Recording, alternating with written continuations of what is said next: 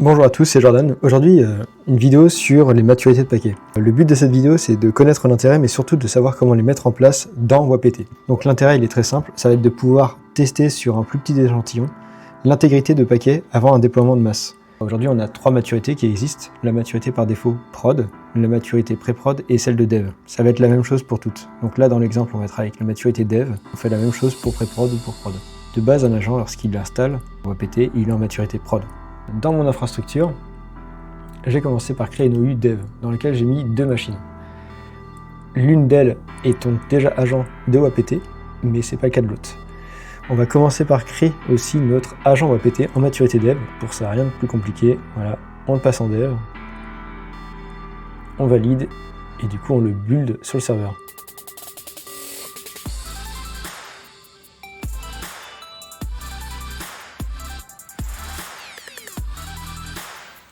Et du coup, on va l'ajouter directement à notre OU dev. Comme ça, toutes les machines qui seront dans cette OU, elles vont récupérer l'agent WAPT au travers de celui qui a la maturité dev. Ça nous permettra de tester si, suite à une montée de version de WAPT, nos comportements d'agent n'ont pas été changés, ou en tout cas fonctionnent toujours correctement. Et puis on va commencer par l'ajout de la maturité sur une machine qui n'est pas encore existante, qui n'a pas encore l'agent WAPT. Donc pour ça, en fait, on va créer une configuration dynamique d'agent. On va en ajouter une, on va l'appeler Dev Windows par exemple. On va créer un agent Windows.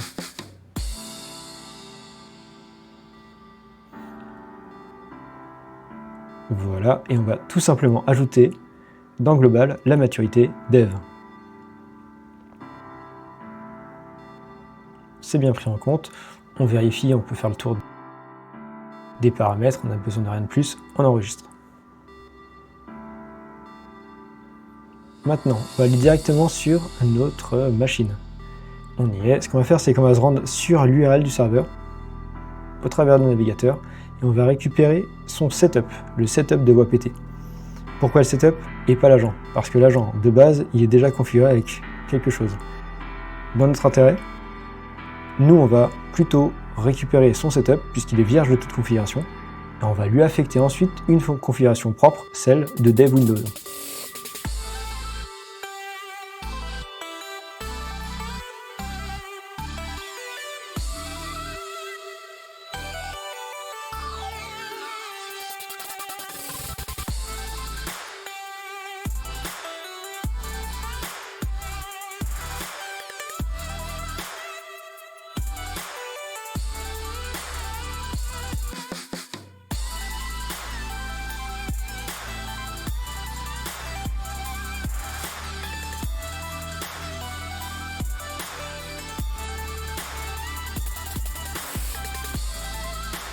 Voilà, c'est parfait, notre agent est donc installé.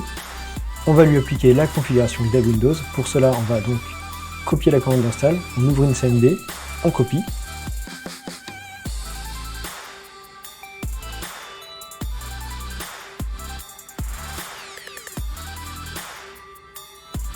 On exécute, voilà, la configuration a été modifiée. Et on va enregistrer la machine sur le serveur WAPT avec la commande WAPT get register.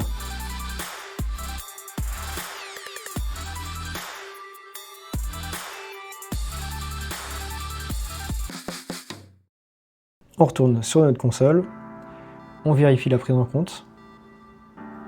La machine est bien apparue dans la console. Alors pour le moment, elle n'est pas encore joignable, il faut attendre 1 ou 2 minutes.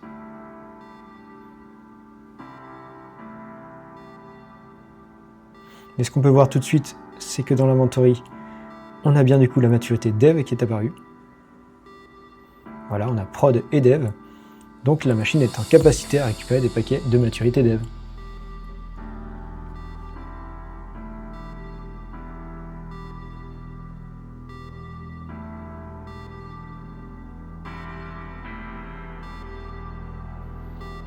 On installe les paquets en attente. Juste avant, on a du coup mis en place le paquet TIS-WAPT upgrade en version dev.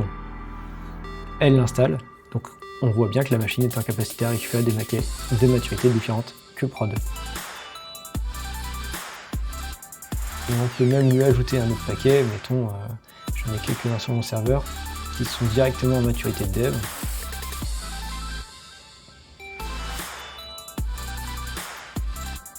Voilà, on n'a qu'à prendre 7-zip, ça s'installe plutôt rapidement.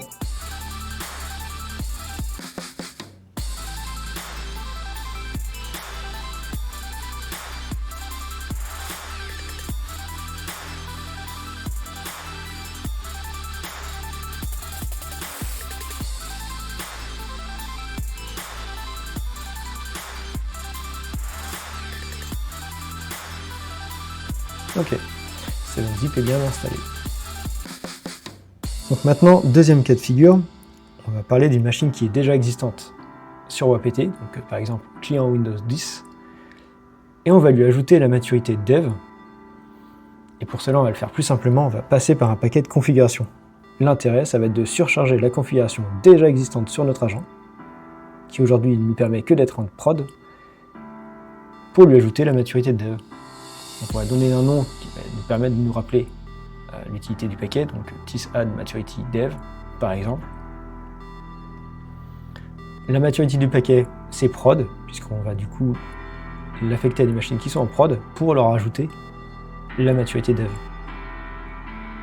Une fois que c'est fait, on enregistre. Et ce paquet, on va directement l'affecter à notre machine.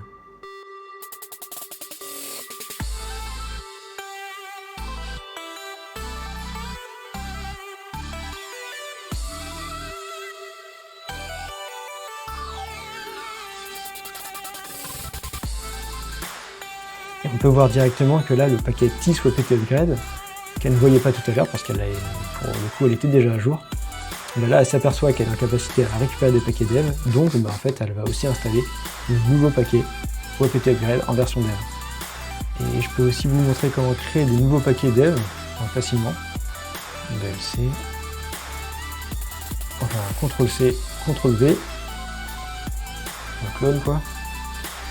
Celui-ci, on va du coup changer sa maturité, le passer en dev, et après on pourrait l'éditer pour ajouter des comportements et le tester. Bon là on va pas le faire, du coup on va juste le passer en dev. Et maintenant ce paquet qui est dev, on peut directement l'affecter à la machine.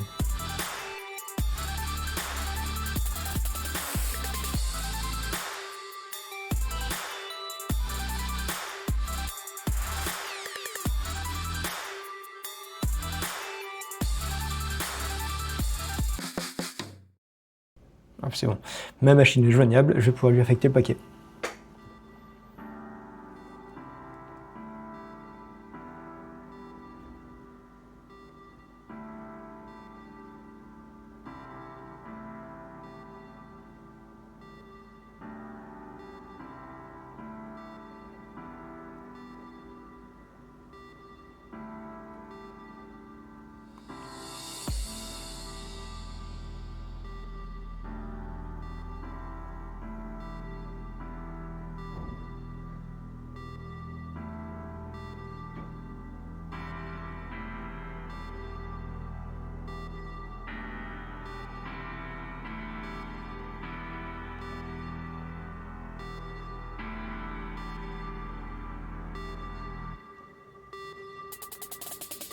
Voilà, c'est fait. Et enfin, je peux vous montrer une troisième méthode pour ajouter facilement la maturité dev sur plusieurs machines. Ça va être tout simplement de prendre notre paquet de maturité dev, de paquet config, et de l'affecter directement à notre OU dev. Ainsi, toutes les machines qui seront présentes dans le OU dev vont automatiquement installer ce paquet et donc auront la maturité prod et dev à disposition. Voilà, sur ça, je vous souhaite une bonne journée. Au revoir.